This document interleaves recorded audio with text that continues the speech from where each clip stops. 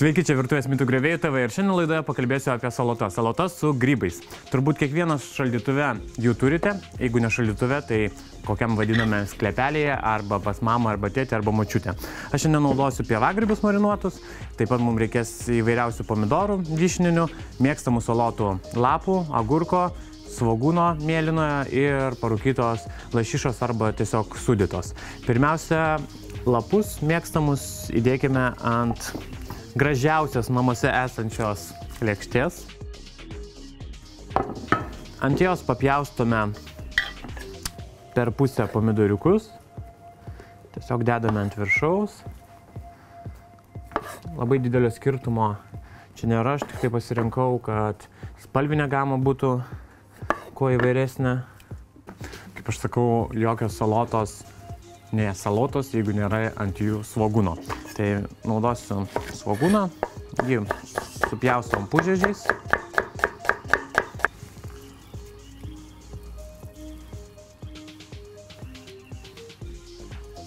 Agurkas. Pjaustome išilgai 4 dalis.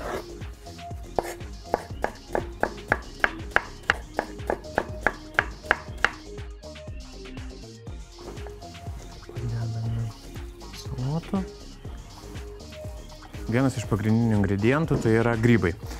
Mes juos išimame iš vadinamo marinato ir marinatą mes panaudosime padažui.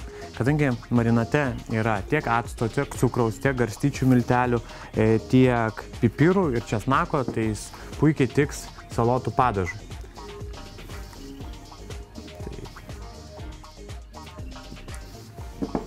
Vėlgi, jeigu mėgstate rūgštesnius grybus, tai rinkitės rūgštesnius ir tada į padažą įdėkite šiek tiek medaus arba cukraus.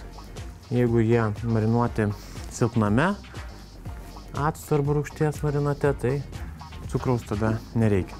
Taip, tai dabar aš visas salotas aplaistysiu alyvuogių aliejum.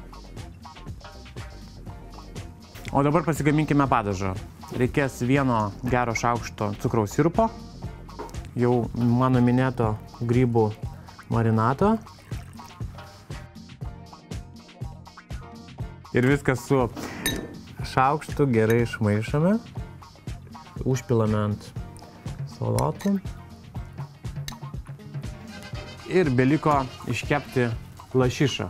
Sūdytą lašišą aš iš vienos pusės ant keptuvės karštos uždėsiu ir kelias sekundės palaikysiu ir po to viską uždėsime ant salotų. Tai dedu ant kaitintos keptuvės lašišą.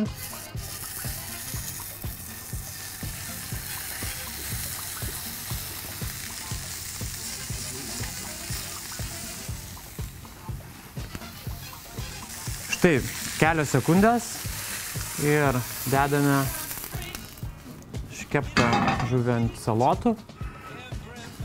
Tai prie šių salotų puikiai tiks duonos traškučiai. Skanaukite, ragaukite, kvieskite draugus ir iki pasimatymo kitoje laidoje. Skanaus visiems.